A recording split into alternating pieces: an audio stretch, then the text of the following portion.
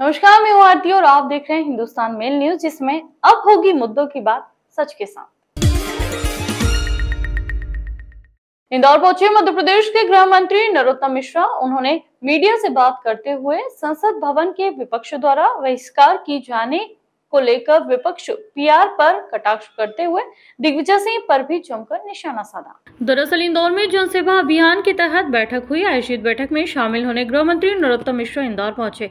गृह मंत्री नरोत्तम मिश्रा ने बताया कि 6000 नामांतरण इंदौर में हुए, 35,000 जाति प्रमाण पत्र इंदौर में बनाए गए, ड्राइविंग लाइसेंस 4735 बनाए गए। इसके साथ ही 20,000 किसान क्रेडिट कार्ड बने।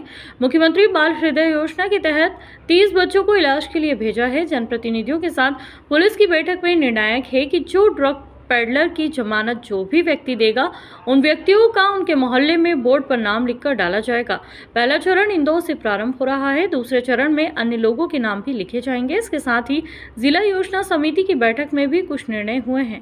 इंदौर में ऑडिटोरियम निर्माणाधीन है। इंदौर विकास प्राधिकरण का प्रस्ताव था कि सुर कोकिला लता मंगेशकर ऑडिटोरियम के नाम से जाना जाएगा। नवीन शासकीय महाविद्यालय नंदानगर, विधायक रमेश मंडोला का प्रस्ताव था कि मां कनकेश्वरी देवी शासकीय महाविद्यालय नंदानगर के नाम से जाना जाएगा। इंदौर विकास प्राधिकरण के द्वारा बनाया जा रहा ब्रिज का नाम सेवालाल ब्रिज के नाम से जाना जाएगा। 3 प्रस्ताव जिला योजना समिति की बैठक में किए गए हैं। जनसेवा अभियान की विस्तृत चर्चा कल माननीय मुख्यमंत्री जी कर चुके थे सभी सम्मानित जनप्रतिनिधियों से। फिर भी मैं आपकी जानकारी में डाल देता हूं। सर्वाधिक नामांतरणों का डिस्पोजल इंदौर में जनसेवा अभियान के दौरान हुआ है। 6000 नामांतरण हमारे, 35,000 जाति प्रमाण पत्र इंदौर के अंदर बनाए गए हैं। लाइसेंस जो ड्राइविंग लाइसेंस, व्हीकल लाइसेंस होती हैं 4735 हैं। किसान क्रेडिट कार्ड 20,000 हैं। मुख्यमंत्री बाल हृदय योजना के जो बच्चे हैं, 30 बच्चों को इलाज के लिए ले गए हैं। एक बात आपके माध्यम से साधारण जन तक पहुंचाना है। जनप्रतिनिधियों के साथ पुलिस की बैठक में ये तय किया है, जो ड्रग पेडलर होते हैं उन ड्रग पेडलरों के जमानत जो व्यक्ति देगा, उन व्यक्तियों का बोर्ड पर उनके मोहल्ले में नाम लिख के टांगा जाएगा। ये पहला चरण इंदौर से प्रारंभ हो रहा है। इसके बाद फिर उनके नाम और दूसरों के नाम, ये पहला चरण के बाद में विचार करेंगे। बागेश्वर धाम पीठाधीश्वर पंडित धीरेन्द्र कृष्ण शास्त्री के दिव्य दरबार में बांग्लादेश से आई एक युवती पहुंची। उसने विनती करते हुए कहा कि मुझे सनातन धर्म स्वीकार करना है। युवती ने धीरेन्द्र शास्त्री को बताया कि वह कई महीनों से YouTube पर उनका कार्यक्रम देख रही है। उसे राम नाम का जाप करने में सुकून मिलता है। बालाघाट के परसपाड़ा में भादुकोटा में 2 दिवसीय वनवासी राम कथा का आयोजन हुआ। इसमें 2 दिन यानी 23 और 24 मई को पंडित धीरेन्द्र शास्त्री ने दिव्य दरबार लगाया। 24 मई को बांग्लादेश से आई युवती भी शामिल हुई। धीरेन्द्र शास्त्री ने युवती से पूछा कि किसी के दबाव में आकर तो यह कार्य नहीं कर रही है। इस पर युवती ने कहा कि वह अपनी मर्जी से वीजा के साथ आई है, किसी का दबाव नहीं है। धीरेन्द्र शास्त्री ने कहा कि आप अपने मजहब में रहकर भी सनातन धर्म को स्वीकार कर सकते हैं। तो युवती ने सनातनी बनने की इच्छा जताई। बांग्लादेश से आई युवती का स्वागत करते हुए पंडित धीरेन्द्र शास्त्री ने कहा कि हम पर आरोप लगते हैं कि हम उपद्रव करवाते हैं, लेकिन हम किसी भी मजहब के खिलाफ नहीं है, न ही धर्मांतरण पर भरोसा करते हैं। हमारी कोई भूमिका नहीं है, बस हमारी राम नाम की भूमिका है, लेकिन हमें घर वापसी पर भरोसा है। देवी अहिल्या की जन्मतिथि 31 मई को मनाने वाले इंदौर गौरव दिवस के अभियान की शुरुआत गुरुवार से होगी। 7 दिन तक चलने वाले इस आयोजन का पहला दिन जल संरक्षण और पौधारोपण के नाम होगा। जिले के सभी विधानसभा क्षेत्रों में 1,000 पौधे लगाए जाएंगे। इनके साथ ही जल संरक्षण को लेकर भी आयोजन होंगे। कलेक्टर डॉक्टर इलैयाराजू टी ने बताया कि सभी विभागों के साथ जनप्रतिनिधियों की मौजूदगी में 7 दिन अलग अलग तरह के आयोजन होंगे। पहले दिन जल संरक्षण और पौधारोपण की थीम पर आयोजन होंगे।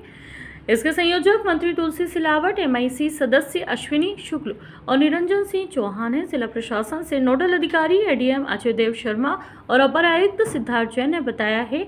इधर 31 मई को जो मुख्य आयोजन होना है, उसके लिए प्रशासन गायक जुबिन नौटियाल से चर्चा कर रहा है। हालांकि अभी अधिकृत मंजूरी नहीं आई है। पहले दिन प्रत्येक वार्ड में रेन वाटर हार्वेस्टिंग के लिए जल सभा होगी। 100% रेन वाटर हार्वेस्टिंग के लिए प्रत्येक वार्ड के लक्ष्य तय किए जाएंगे। शहर की जल संरचनाओं जैसे कुआं, तालाब, बावड़ियों की सफाई का अभियान चलाया जाएगा। जल संरक्षण और पौधारोपण में बेहतर काम करने वाले व्यक्ति और संस्था का सम्मान भी होगा। बुधवार को इंदौर आए कृषि मंत्री कमल पटेल ने विवादित बयान दिया है। उन्होंने पूर्व मुख्यमंत्री दिग्विजय सिंह और कमलनाथ को बुढ़ाऊ कहा। बोले, अब बुढ़ापे में इन लोगों ने मानसिक संतुलन खो दिया है। इनकी बात का कोई असर नहीं है। ये जितना बोलेंगे, जितना घूमेंगे, उतना कांग्रेस को नुकसान होगा। दरअसल बुधवार को एक कार्यक्रम के सिलसिले में कृषि मंत्री कमल पटेल इंदौर आए थे। इस दौरान उन्होंने मीडिया से चर्चा की और सवालों के जवाब दिए। उनसे पूछा गया कि दिग्विजय सिंह का कहना है कि 2000 का नोट बंद करना ही था, तो इसे शुरू क्यों किया।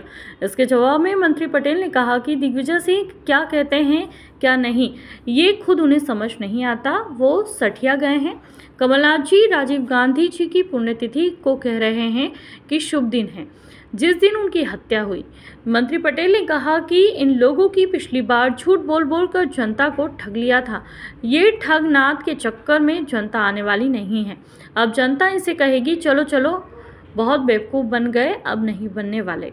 इससे पहले भाजपा के महासचिव कैलाश विजयवर्गीय भी कांग्रेस के दोनों पूर्व मुख्यमंत्रियों को लेकर विवादित बयान दे चुके हैं। भारतीय राष्ट्रीय राजमार्ग प्राधिकरण NHAI ने शहर की ट्रैफिक समस्या को दूर करने के लिए नए रिंग रोड का प्रस्ताव तैयार किया है। शहर के आसपास से गुजर रहे 5 नेशनल हाईवे को जोड़ने वाले इस प्रोजेक्ट की अनुमति लगभग 6000 करोड़ रुपए है। इसके लिए 3 विकास प्राधिकरण 140 किलोमीटर से 145 किलोमीटर और 161 किलोमीटर दिए गए हैं। देश का सबसे बड़ा 156 किलोमीटर का रिंग रोड हैदराबाद में NHAI ने ही बनाया है। यदि पहले 2 विकल्पों में से भी इंदौर का प्रोजेक्ट मंजूर होता है तो यह देश का दूसरा सबसे बड़ा रिंग रोड होगा। तीसरे विकल्प में यह देश का सबसे बड़ा रिंग रोड भी बन सकता है। NHAI के प्रोजेक्ट डायरेक्टर ने प्रारंभिक प्रस्ताव को रेसिडेंसी कोठी में जनप्रतिनिधि और संभाग आयुक्त कलेक्टर के सामने प्रेजेंटेशन दिया। संभाग आयुक्त डॉक्टर पवन कुमार शर्मा ने बताया कि प्रोजेक्ट को मध्य प्रदेश शासन को भेजा जाएगा। जो भी विकल्प फिजिबल होगा उसे केंद्र सरकार को भेजेंगे। Collector doctor Ilaiya Raja T ने बताया कि नया रिंग रोड बनने से 30 सालों के लिए चारों दिशाओं में विकास के नए आयाम खुलेंगे। NHAI के मुताबिक प्रस्तावित रिंग रोड 6 लेन का होगा और दोनों ओर 2-2 लेन की सर्विस रोड होगी। इस तरह यह 10 लेन का होगा।